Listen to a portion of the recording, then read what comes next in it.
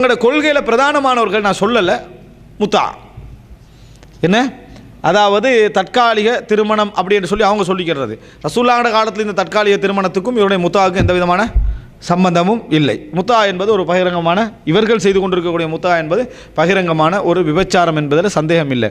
ஆனால் பொதுவாக இன்றைக்கு இந்த முத்தா என்ற விஷயத்துக்கு அவர்கள் எழுதிக்கிற சிறப்புகள் இருக்குது. நான் ஏற்கனவே உங்கள்கிட்ட சொல்லிக்கிறேன், அவ்வளோ சிறப்பு இதுக்கு எழுதி வச்சுக்கிறாங்க. இதுக்கு சிறப்பு இல்லாட்டியே கட்டி பேத்துருவாங்க. இதுக்கு சிறப்பு எழுதினா எப்படி இருக்கும், இதுக்கு என்னென்ன சிறப்பு நான் ஏற்கனவே உங்கள்கிட்ட சொன்னேன். என்ன, யார் ஒரு முறை முத்தா திருமணம் செய்கிறாரோ அவர் காரணமாக தாஃபல் காபத்தை சபையின மர்றா, கௌபாவை 70 முறை தவாஃப் செஞ்சதுக்கு சமமாக முத்தா இது செஞ்சோம்னு சொன்னான். அடுத்து என்ன, யார் தவாஃப் இந்த முத்தா செஞ்சு போட்டு குளிக்கிறாங்களோ அவங்களோட ஒவ்வொரு துளியாலையும் பாவம் எல்லாம் அப்படி கரைஞ்சி போகுமா, செஞ்சதே பெரிய பாவம் வணங்கிட்டா, அதில் ஒவ்வொரு துளியில் எல்லா பாவங்களும் என்ன செய்யுமா, கரைஞ்சி போகுமா. பழைய பாவங்கள் இது நன்மை, மற்ற பாவங்கள்லாம் என்ன செஞ்சிடும், கலைஞ்சி போகும்ன்ற அளவுக்கான கேடுகட்ட கொள்கையெல்லாம் என்ன செஞ்சுக்கிறாங்க, வச்சுக்கிறாங்க.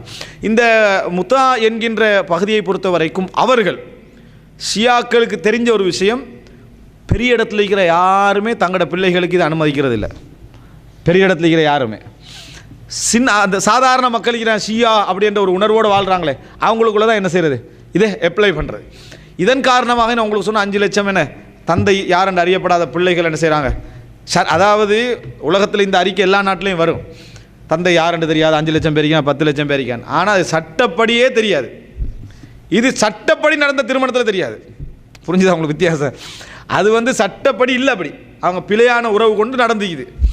இது சட்டப்படி திருமணம், பாப்பா யாருன்னு தெரியாது. அதான் முக்கியம். எனக்கு சட்டப்படி திருமணம் என்ன, ஈரானில் அரசாங்கம் அனுமதித்த திருமணம், அது ஆனால் யாருன்னு தெரியாது. அதே நேரம் நான் இப்படியெல்லாம் சொன்னதுனால நீங்கள் விளங்கியிருக்கக்கூடாது, ஈரானுக்கு போய் இறங்கினா எல்லாம் விபச்சாரம் மோசம் ஒழுக்கம் இப்படி தான் இருக்க மாட்டேன், அப்படி இல்லை. ஈரானுக்கு போய்த்து நீங்கள் இறங்கினீங்கன்னு சொன்னால் அபாயாக்களோட நல்ல தீனுடைய அழகான பப்ளிக்கான ஒரு சூழலை பார்ப்பீங்க, இன்னொரு சவுதியை பார்க்குற மாதிரி விளங்கிட்டா அப்படி இருக்கும். அப்போ என்னடா நம்ம படித்த ஷியாவுக்கு இதுக்கு சம்மந்தம் இல்லையே, ஏதோ புத்தகத்தில் வாட்சி கொடுத்தா மோளை என்ன செஞ்சுக்கிறாரு சொல்லிக்கிறாரு, உடனே போய்த்து முஸ்ஸாஃப் எடுத்து பாருங்கள், 30 சரியா குள்ள பிரபின்னா சரிக்கு மோலா சூரத்துல் ஃபாத்திஹா இப்படி தானே இருக்குது அப்படின்னு நீங்கள் நினச்சிட வேணாம். குர்ஆன் வேதங்களை பற்றிய நம்பிக்கை நான் உங்களுக்கு சொன்னேன், வேதங்களை பற்றிய நம்பிக்கையில் தான் உங்களுக்கு அப்படி இருக்குது. இல்லாட்டி குர்ஆன் என்னது, இதே குர்ஆன் தான், அவங்களோட நம்பிக்கை தான் அது. முத்தாவை பொறுத்த வரைக்கும் சட்டப்படி முத்தா வச்சுக்கிற அபாயெல்லாம் கொடுப்பாங்க தான்.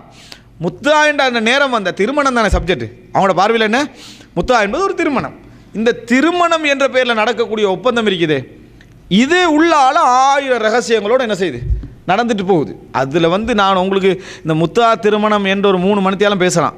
அவங்களுடைய சிறப்பு சட்டங்கள் விளக்கங்கள் என்று பேசினு வைங்க, அவ்வளோ கேடுகட்ட செய்திகள்லாம் என்ன செய்யுது இருக்குது. லில்லாஹி சும்மலி தாரிக் என்ற ஒருத்தர், அதாவது ஷியால ஹுமைனியோடு வாழ்ந்தொருத்தர், அவர் ஹுமைனியை விட்டு விலகிட்டு வந்த பிறகு எழுதினார், லில்லாஹி சும்மலி தாரிக், அல்லாஹுக்காக பின்னர் வரலாற்றுக்காக நான் இதை எழுதுகிறேன் என்று எழுதினார்.